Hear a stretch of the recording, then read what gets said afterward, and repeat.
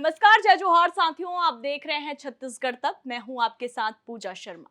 लोकसभा चुनाव को लेकर हमारे खास कार्यक्रम देश किसका में आप सभी का स्वागत है।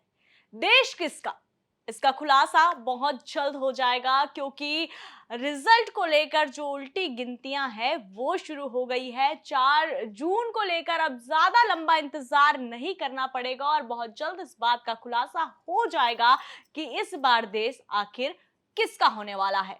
इस बीच लगातार 11 लोकसभा सीटों वाले छत्तीसगढ़ के हर एक सीट का विश्लेषण छत्तीसगढ़ तक आपको बताते आ रहा है और आज हम जिस सीट की बात करेंगे वो है कोरबा लोकसभा सीट के बारे में, जिसको लेकर पत्रकारों ने जो आंकड़े बताए, जो अनुमान बताया, वो काफी ज्यादा चौंका देने वाला है।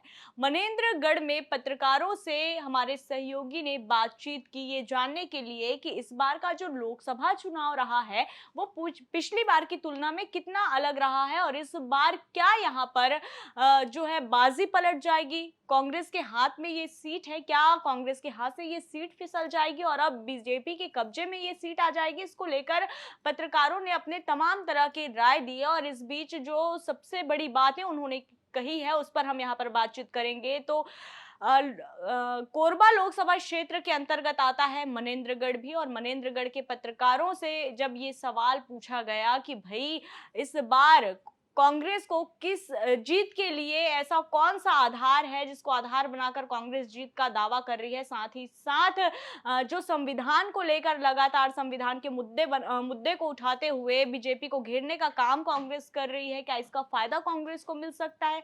क्या 1 लाख रुपए सालाना देने का वादा जो ऐलान कांग्रेस ने किया, क्या इसका जादू चलता नजर आ रहा है।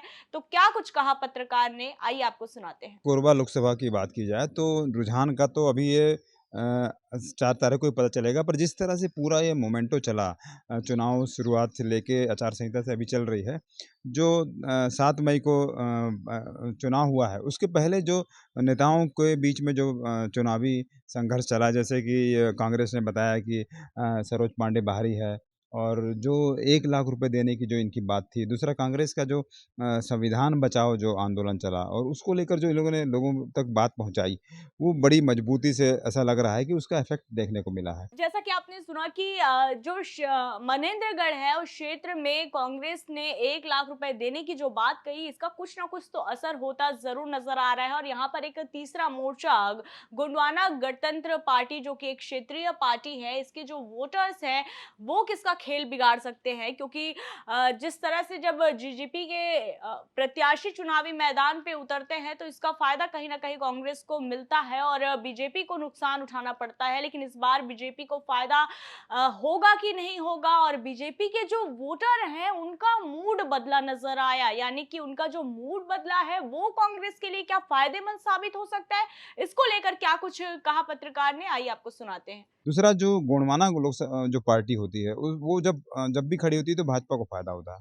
पर इस बार उसका कुछ जो इम्पैक्ट है वो कम दिख रहा है, क्योंकि आदिवासी वर्ग है और दूसरा भी जो वोट जो दूसरी भी जात के जो लोग हैं और जो बीजेपी के वोटर कहे जाते हैं, वो उनमें बदलाव देखा गया है। तो यदि ये बदलाव होता है और ये वोट कांग्रेस की तरफ जाता है तो निश्चित है कि भाजपा को नुकसान होगा। पर ऐसा देखा जा रहा है कि कहीं-कहीं ये शहरी क्षेत्रों में तो बीजेपी को अच्छा इफ़ेक्ट मिला है, वोट मिला है, पर ज़्यादातर गाँव के क्षेत्रों में कांग्रेस भारी है। और ये इसलिए ऐसा हुआ है कि जो विधानसभा चुनाव हुए थे, उसमें विधायक के खिलाफ नाराज़गी थी, जितने विधायक थे। और कांग्रेस ने इस बार बुद्धिमान से से काम किया है, उन्होंने कांग्रेस के विधायकों को सामने नहीं रखा है। तो उसका भी फ़र्क पड़ेगा और यदि इस तरह से बातें होती हैं, तो कांग्रेस कहीं न कहीं भारी रहेगी। बहरहाल देखना है 4 तारीख को क्या होता है। इसके अलावा एक सबसे महत्वपूर्ण बात जो लगातार इस बार लोकसभा चुनाव में देखने को मिली है छत्तीसगढ़ में, खास तौर पर कि शहरी तुलना में ग्रामीण क्षेत्रों में ज्यादा वोटिंग हुई, और ऐसा कहा जाता है कि शहरी क्षेत्रों में अगर वोटिंग प्रतिशत बढ़ती है तो इसका फायदा जहां बीजेपी को होता है, तो वहीं अगर ग्रामीण क्षेत्रों में वोटिंग परसेंटेज में बढ़ोतरी होती है तो इसका साफ तौर से फायदा कांग्रेस को होता है। इसको लेकर एक जो हमारे पत्रकार हैं उनका आकलन काफी हैरान कर देने वाला है। उन्होंने कहा कि जब वोटिंग होती है उसके एक दिन पहले ग्रामीण बैठक लेते हैं और इस बैठक में क्या तय करते हैं ग्रामीण, इसको लेकर उन्होंने क्या कहा, ये भी सुन लीजिए। बिल्कुल ये कहना मुश्किल हो जाएगा कि वो उनका मत किधर जाएगा।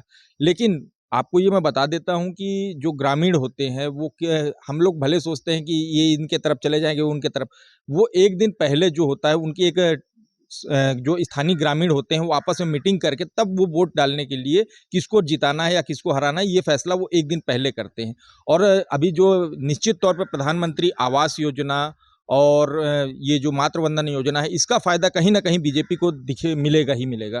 तो जैसा कि आपने सुना कि पत्रकारों ने साफ तौर पर कहा है कि इस बार देखिए कोरबा लोकसभा सीट पर नजर इसलिए भी है क्योंकि साल 2019 का जब चुनाव हुआ था तो कोरबा और बस्तर ये दो सीटें ऐसी थी जिस पर बीजेपी को मात देते हुए कांग्रेस ने यहां पर कब्जा जमाया था। इस लिहाज से कोरबा सीट पर एक बार फिर से इसलिए नजर है क्योंकि साल 2023 यानी कि हाल ही में हुए विधानसभा चुनाव में कांग्रेस को करारी हार का सामना करना पड़ा।